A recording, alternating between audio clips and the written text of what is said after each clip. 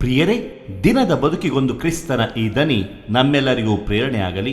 ಪ್ರಭುವಿನ ದೈವದರ್ಶನ ಪೂರ್ವದ ಶುಕ್ರವಾರ, ಜನವರಿ 5, 2024. ಸಂತ ಯೋವಾನನು ಬರೆದ ಪವಿತ್ರ ಶುಭ ಸಂದೇಶದಿಂದ ವಾಚನ. 1ನೇ ಅಧ್ಯಾಯ 43ರಿಂದ 51ರವರೆಗಿನ ವಚನಗಳು. ಆ ಕಾಲದಲ್ಲಿ ಯೇಸು ಗಲಿಲೆಯ ನಾಡಿಗೆ ಹೋಗಲು ನಿರ್ಧರಿಸಿದರು. ಅವರು ಫಿಲಿಪ್ಪನನ್ನು ಕಂಡು, ನನ್ನೊಡನೆ ಬಾ ಎಂದು ಕರೆದರು. ಅಂದ್ರೆಯ ಮತ್ತು ಪೇತ್ರನಂತೆ ಫಿಲಿಪ್ಪನು ಕೂಡ ಬೆತ್ಸಾಯಿದ ಎಂಬ ಊರಿನವನು. ಫಿಲಿಪ್ಪನು ನತಾನಿಯೇಲನನ್ನು ಕಂಡು, ಧರ್ಮಶಾಸ್ತ್ರದಲ್ಲಿ ಮೋಶೆ ಉಲ್ಲೇಖಿಸಿದ ಮತ್ತು ಪ್ರವಾದಿಗಳು ಪ್ರವಚನ ಮಾಡಿದ ವ್ಯಕ್ತಿಯು ನಮಗೆ ಸಿಕ್ಕಿದ್ದಾರೆ. ಇವರೇ ಜೋಸೆಫನ ಮಗನಾದ ನಜರೇತ್ ಊರಿನ ಯೇಸು ಎಂದು ಹೇಳಿದನು.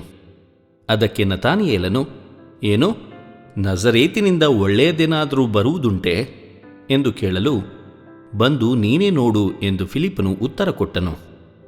ತಮ್ಮ ಬಳಿಗೆ ಬರುತ್ತಿದ್ದ ನತಾನಿಯೇಲನನ್ನು ಕಂಡು ಯೇಸು, ಇಗೋ ನೋಡಿ, ನಿಜವಾದ ಇಸ್ರಾಯೇಲನು, ಈತನಲ್ಲಿ ಕಪಟವಿಲ್ಲ ಎಂದು ನುಡಿದರು. ನತಾನಿಯೇಲನು ತನ್ನ ಪರಿಚಯ ನಿಮಗೆ ಹೇಗಾಯಿತು ಎಂದು ಕೇಳಲು, ಯೇಸು, ಫಿಲಿಪ್ಪನು ನಿನ್ನನ್ನು ಕರೆಯುವ ಮೊದಲೇ ನೀನು ಅಂಜೂರದ ಮರದಡಿ ಇದ್ದಾಗ ನಾನು ನಿನ್ನನ್ನು ಕಂಡೆ ಎಂದು ಉತ್ತರ ಕೊಟ್ಟರು. ಅದಕ್ಕೆ ನತಾನಿಯೇಲನು, ಗುರುದೇವ, ದೇವರ ಪುತ್ರ ನೀವೇ, ಇಸ್ರಾಯೇಲರ ಅರಸ ನೀವೇ ಎಂದನು. ಆಗ ಯೇಸು, ಅಂಜೂರದ ಮರದಡಿಯಲ್ಲಿ ನಿನ್ನನ್ನು ಕಂಡೆ ಎಂದು ನಾನು ಹೇಳಿದ ಮಾತ್ರಕ್ಕೆ ಇಷ್ಟೊಂದು ವಿಶ್ವಾಸವೇ? ಇದಕ್ಕೂ ಮಿಗಿಲಾದವುಗಳನ್ನು ನೀನು ಕಾಣುವೆ ಎಂದು ನುಡಿದರು.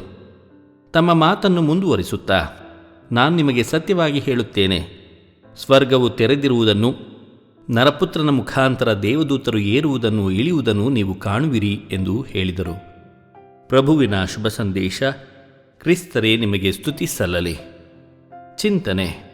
ಪ್ರಭು ಯೇಸು ಕ್ರಿಸ್ತರಲ್ಲಿ ಆತ್ಮೀಯರೇ, ನಾವು ಪ್ರತಿಯೊಬ್ಬರೂ ನಮ್ಮ ನೆರೆಯವನನ್ನು ಪ್ರೀತಿಸುವ ಹಂಗಿನಲ್ಲಿದ್ದೇವೆ. ಆ ಪ್ರೀತಿ ನೈಜ ಹಾಗೂ ಸತ್ಯವಾಗಿರಬೇಕು. ಅದು ಬರಿಯ ಬಾಯಿ ಮಾತಿನ ಪ್ರೀತಿಯಾಗಿರಬಾರದು. ನಮ್ಮ ಪ್ರೀತಿ ಸತ್ಯದಲ್ಲೂ ಕೃತ್ಯದಲ್ಲೂ ವ್ಯಕ್ತವಾಗಬೇಕು. ಏಕೆಂದರೆ ಪ್ರೀತಿ ತ್ಯಾಗಮಯವಾದುದು.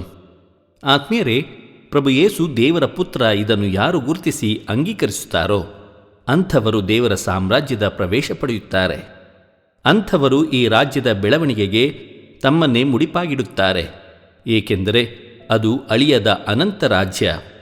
ಪ್ರಭುವನ್ನು ಕಂಡಾಗಲೇ ನತಾನಿಯೇಲನಿಗೆ ಆ ಅನುಭವವಾಯಿತು.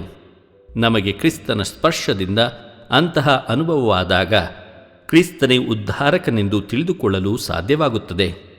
ಆ ಅನುಭವವಾಗಬೇಕಾದರೆ ನಾವು ಪ್ರಭುವಿನಲ್ಲಿ ನಮ್ಮ ವಿಶ್ವಾಸವನ್ನು ಸ್ಥಿರಪಡಿಸಬೇಕು. ಸಂತರ ಸ್ಮರಣೆ. ಇಂದು ನಾವು ಸಂತ ಜಾನ್ ನ್ಯೂಮನ್ ರವರ ಸ್ಮರಣೆಯನ್ನು ಮಾಡುತ್ತಿದ್ದೇವೆ. ಇವರ ಕಾಲಾವಧಿ ಕ್ರಿಸ್ತಶಕ 1811ರಿಂದ ಕ್ರಿಸ್ತಶಕ 1860ರವರೆಗೆ. ಆತ್ಮೀಯರೇ, ತನಗೆ ಗುರುದೀಕ್ಷೆಯನ್ನು ನೀಡಿ ಎಂಬ ಜಾನ್ ನ್ಯೂಮನ್ರ ಮನವಿಗೆ ಧರ್ಮ ಗುರುಗಳ ಸಂಖ್ಯೆ ಅಧಿಕವಾಗಿದೆ, ಯಾಜಕ ದೀಕ್ಷೆ ನೀಡುವುದಿಲ್ಲ ಎಂದು ಯುರೋಪಿನ ಧರ್ಮಾಧ್ಯಕ್ಷರುಗಳು ಉತ್ತರವಿತ್ತರು.